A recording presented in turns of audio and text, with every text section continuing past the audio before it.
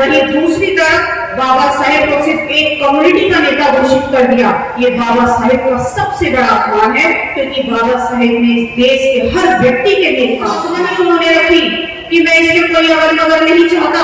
अगर मेरे शब्द कमजोर पड़े तो ये लोग उसका गलत अर्थ निकाल कर फिर से उस पुरानी व्यवस्था को वापस ले आएंगे। और हर एक शब्द को बाबा साहेब ऐसे देख रहे थे जैसे युद्ध में जाने से पहले योद्धा अपने शस्त्रों की जांच परख कर लेता है कि कहीं कोई कमी तो नहीं रह गई, और संविधान जो है वो सुरक्षा कवच के रूप में हमको दे करके।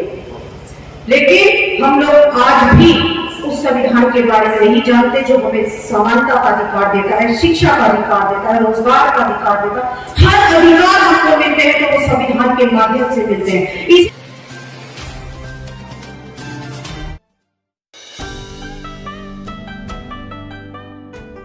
करुणा के सागर तथागत बुद्ध को नमन करते हुए दुनिया को सबसे बड़ा लोकतांत्रिक संविधान देने वाले, भारत को दुनिया में राष्ट्र बनाने वाले, वोट का अधिकार देने वाले, कामगार महिलाओं को प्रसूति अवकाश की व्यवस्था कराने वाले, 14 साल से कम उम्र के बच्चों को निःशुल्क और अनिवार्य शिक्षा का प्रावधान कराने वाले, पिछड़ों के लिए आरक्षण की व्यवस्था कराने वाले, वोट का अधिकार देने वाले ऐसे महामानव Bodhisattva, symbol of orange, the greatest Indian, परम पूज्य बोधिसत्व बाबा साहेब की पुण्यतिथि थी और उन्हीं की पुण्यतिथि के उपलक्ष्य में प्रोग्राम का आयोजन किया जा रहा है। तो मैं अपनी श्रद्धा सुमन अर्पित करती हूँ और मंच पर आसीन सभी अतिथिगण, वंदे जी को मेरा धन्यवाद और यहाँ पर उपस्थित सभी हमारी माताएं बहनें, आप सभी को मेरा गर्व से नमो बुद्धाय, जय भीम। और प्रोग्राम की आयोजन टीम का बहुत बहुत साधुवाद, भाई संदीप बोध का बहुत बहुत साधुवाद कि कंटिन्यू हमारे गुरु श्रद्धेय रमेश गौतम जी के साथ मिलकर इस प्रोग्राम को जगह जगह जाकर इसका प्रचार प्रसार कर रहे हैं, क्योंकि किसी भी प्रोग्राम को आयोजित करने के लिए बहुत मेहनत करनी पड़ती है, तब कहीं जाकर वो प्रोग्राम होता है। तो हमारे गुरु श्रद्धेय रमेश गौतम जी को भी मेरा नमन और आप सभी को मेरा एक बार से नमो बुद्धाय, जय भीम, जय भारत, जय संविधान। कुछ मुख्य बातें ही मैं करूंगी क्योंकि ज्यादा समय नहीं बचा। कहते हैं कि जब इंसान का समय नजदीक आता है तो वो हताश हो जाता है, परेशान हो जाता है, वो निराश हो जाता है, वो एकांत में रहना पसंद करता है, यानी कि वो सारी क्रियाएं करना बंद कर देता है।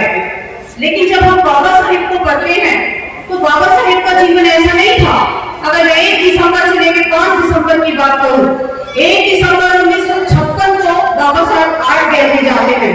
2 दिसंबर 1956 को उन्हें अशोका मिशन बुद्ध विहार दिल्ली मेहरौली में उन्हें बोधिसत्व की उपाधि दी जाती है।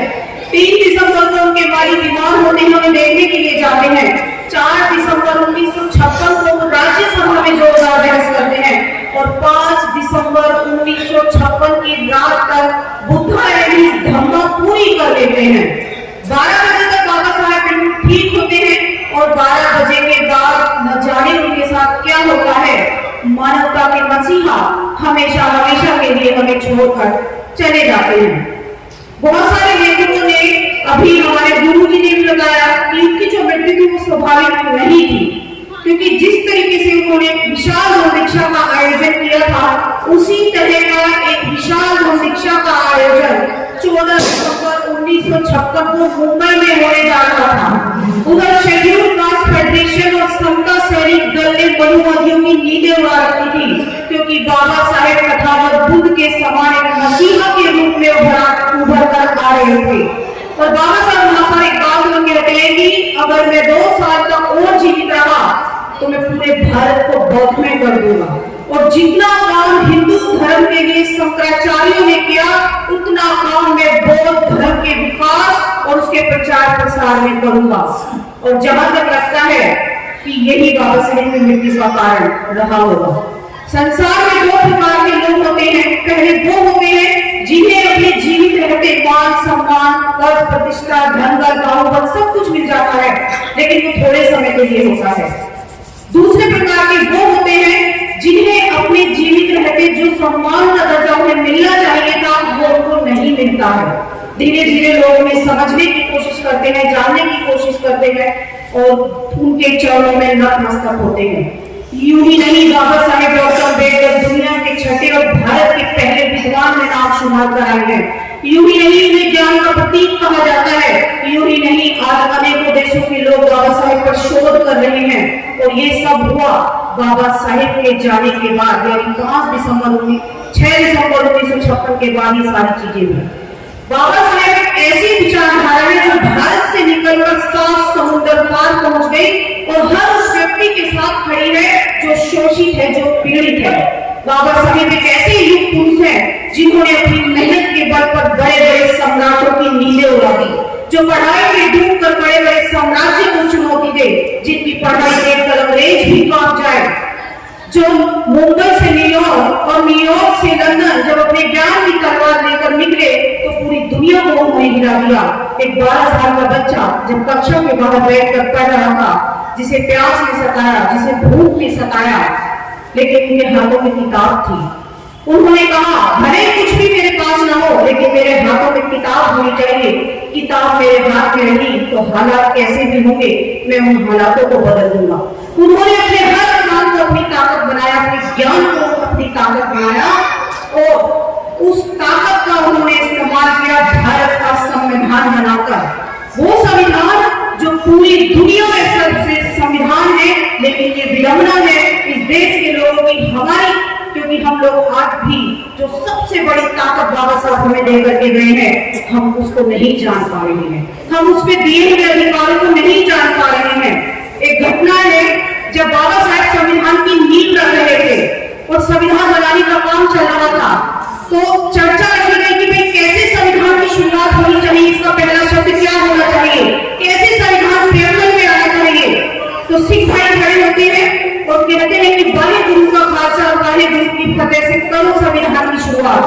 बाबा साहेब कहते हैं कि नहीं भैया, ऐसे नहीं होगा, क्योंकि जो लोग बड़े गुरु को मानेंगे सिर्फ वो संविधान को मानेंगे और बाकी के नहीं मानेंगे। उसके बाद मुस्लिम खड़े हो जाते हैं और कहते हैं कि अल्लाह अकबर से करो संविधान की शुरुआत।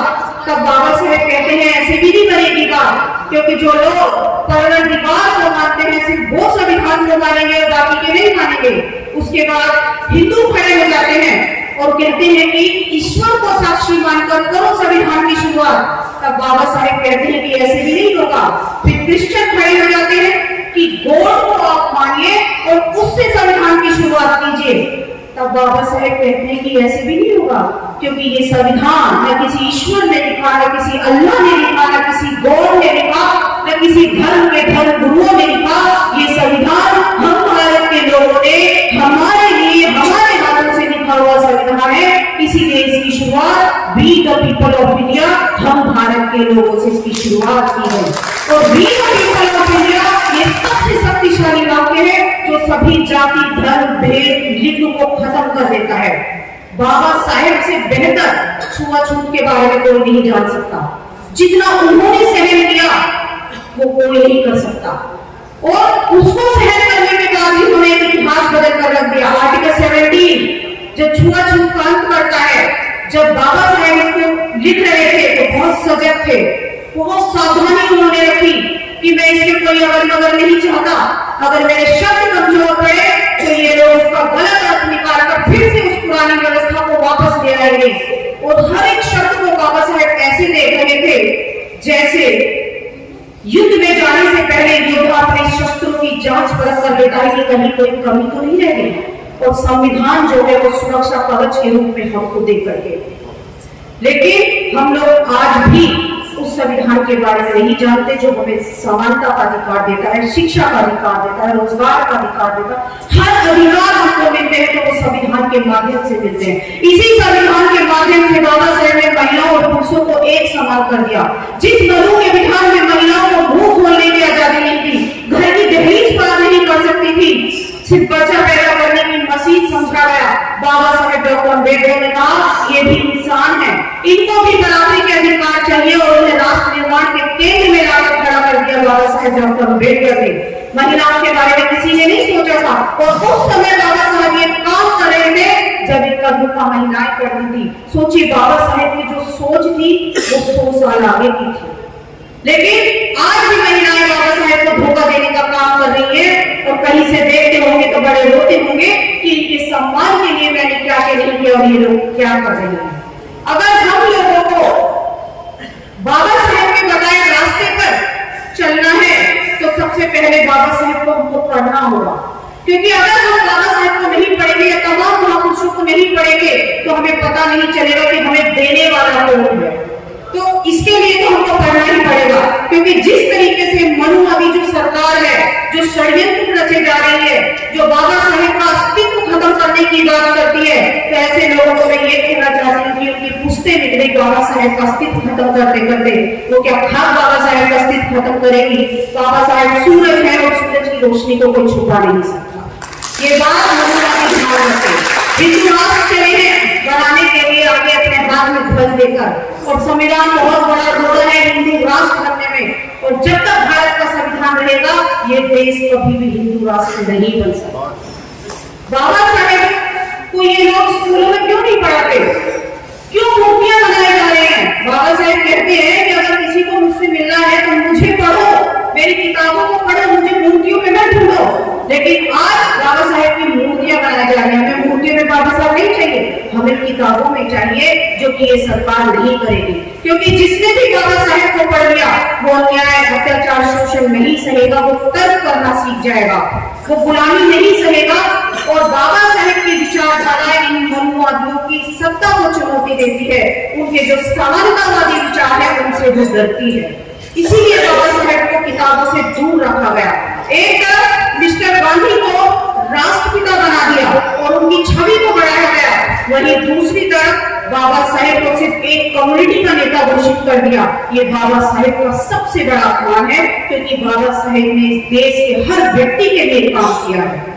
तो आज हम सभी लोग यहाँ पर बाबा साहेब को श्रद्धांजलि देने के लिए इकट्ठा हुए हैं, और मुझे लगता है कि कोई भी बात ये नहीं चाहेगा कि उन्हें श्रद्धांजलि सिर्फ हाथ जोड़कर या फूल मालाओं से उनको दी जाए, बल्कि वो ये चाहेंगे कि जिस काम को करने के लिए मैंने अपना पूरा जीवन लगा दिया, मेरे अनुयायी उस काम को आगे बढ़ाने का काम करें।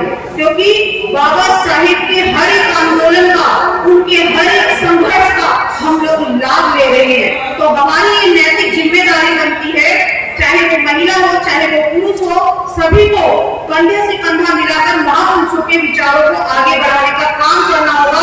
नहीं तो आने वाली पीढ़ियां हमारे महापुरुषों के बारे में नहीं जान पाएंगी। इन्हीं शब्दों के साथ मैं अपनी वाणी को विराम देती हूँ, और एक बार फिर से आप सभी को मेरा जय भीम, नमो।